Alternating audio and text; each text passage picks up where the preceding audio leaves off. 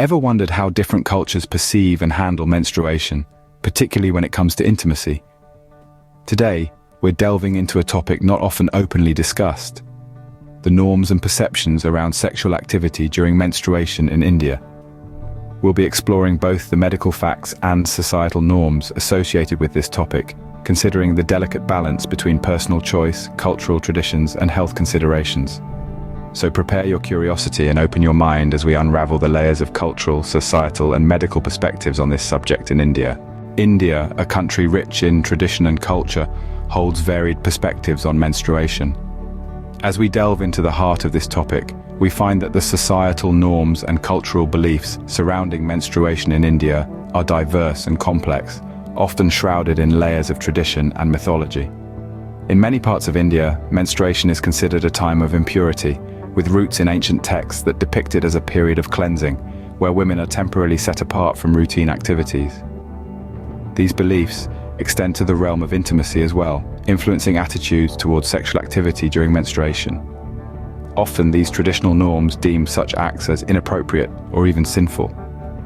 In certain communities, the very idea is shrouded in a veil of silence and discomfort, further perpetuating the notion of it being a taboo. The fabric of Indian society is intricately woven with threads of these traditional beliefs, which can be traced back to centuries-old customs and rituals. For instance, the practice of chowpadi in some parts of the country, where menstruating women are isolated from their families, is a stark example of these deep-seated beliefs. Furthermore, the reluctance to discuss menstrual health openly, even among close-knit family units, underscores the entrenched taboo. However, it's essential to acknowledge that India is a diverse land with numerous cultures coexisting. While some communities maintain strict adherence to these age-old practices, others have begun to question and challenge these norms. The perception of menstruation and sexual activity during this period varies widely across different regions, communities, and even within families. In the midst of these varied viewpoints, it becomes evident that these beliefs, whether rooted in tradition or religion, play a significant role in shaping society's attitude towards menstruation and sexual activity during this time. The stigma associated with menstruation and the silence around it often hampers open dialogue, contributing to misinformation and misconceptions. These deeply ingrained beliefs hold sway over the society's view on menstruation and sexual activity during this period. As we progress, we'll delve deeper into the medical perspective on this topic and explore how changing norms and education can contribute to a more informed, open conversation about menstruation. But what does science have to say about this?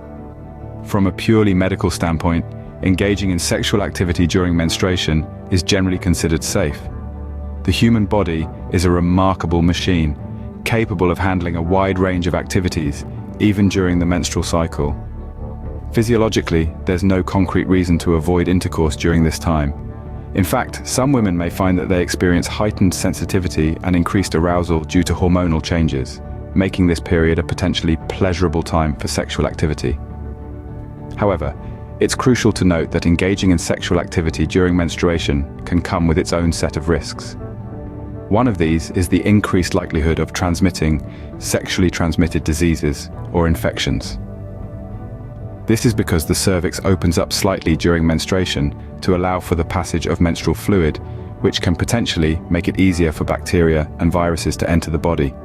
Therefore, protection is key.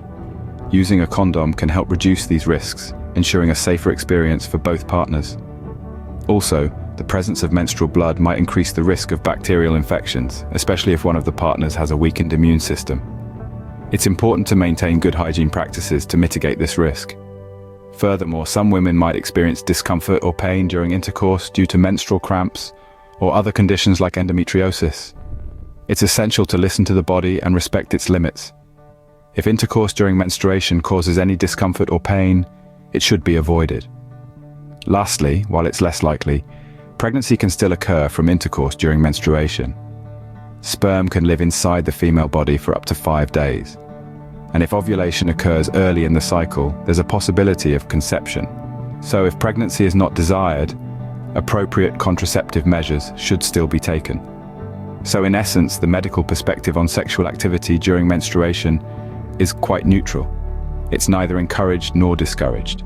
It's a personal choice, dependent on an individual's comfort, their partner's comfort, and their mutual understanding of the associated risks and necessary precautions.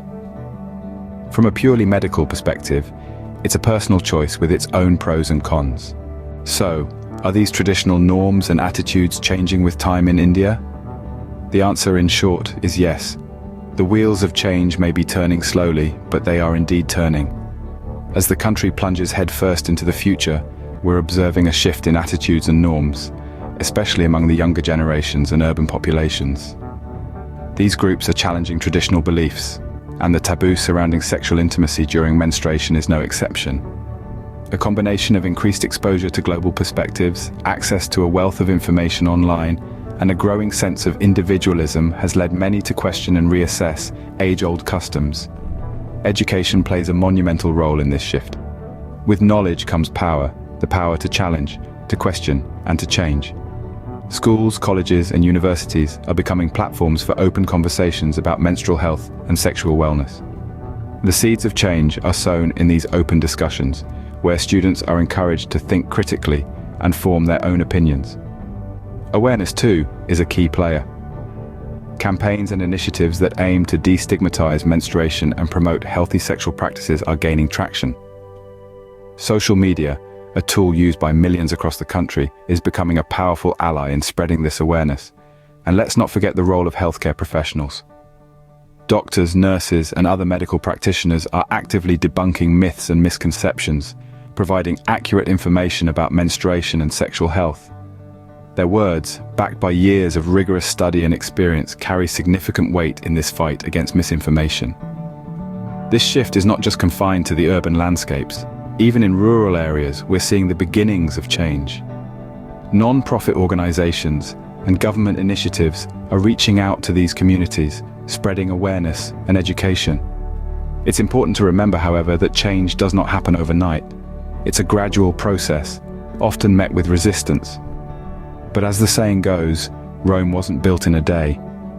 It's the collective effort of individuals, institutions, and society at large that will eventually break down these barriers.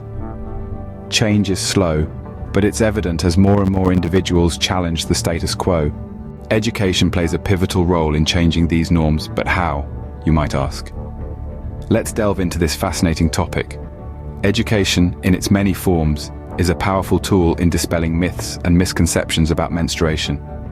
Take formal education, for instance. In schools, comprehensive sex education can provide young people with accurate information about menstruation and sexual health. This not only prepares them for the changes they'll experience during puberty, but it also helps to normalize menstruation as a natural, healthy part of life. By discussing menstruation openly, we can begin to dismantle the stigma and shame often associated with it. This can empower young people to make informed decisions about their bodies and health. It's also a crucial step towards gender equality, as it allows both boys and girls to understand and respect the biological processes that women go through. But it's not just formal education that can make a difference. Public health initiatives can play a vital role too. These initiatives can raise awareness about menstruation and sexual health in communities where formal education may not reach everyone.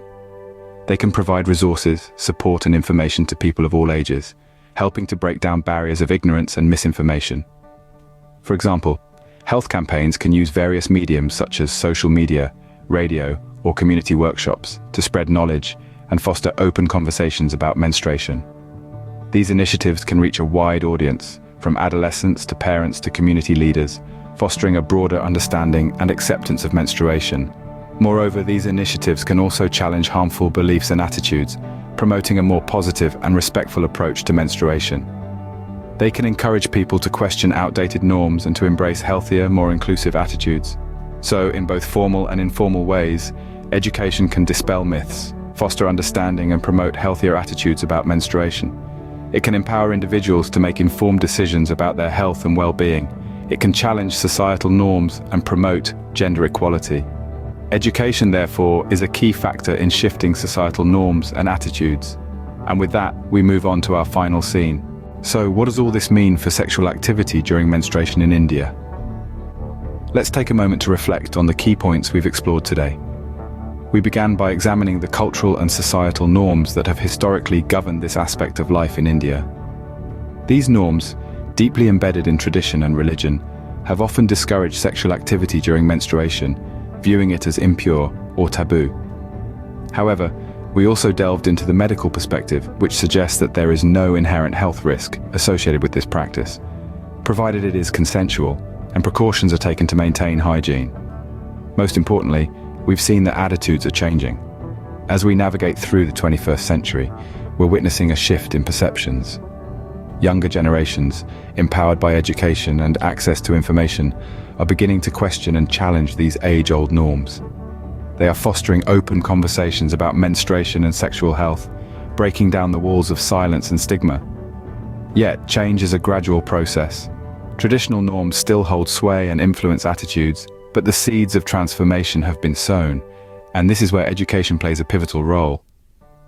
By equipping people with accurate information about menstrual health and sexual activity, we can help them make informed decisions about their bodies and their lives. As we continue to educate and foster open conversations, we can hope for a future where personal choice, informed by accurate information, guides these intimate aspects of our lives.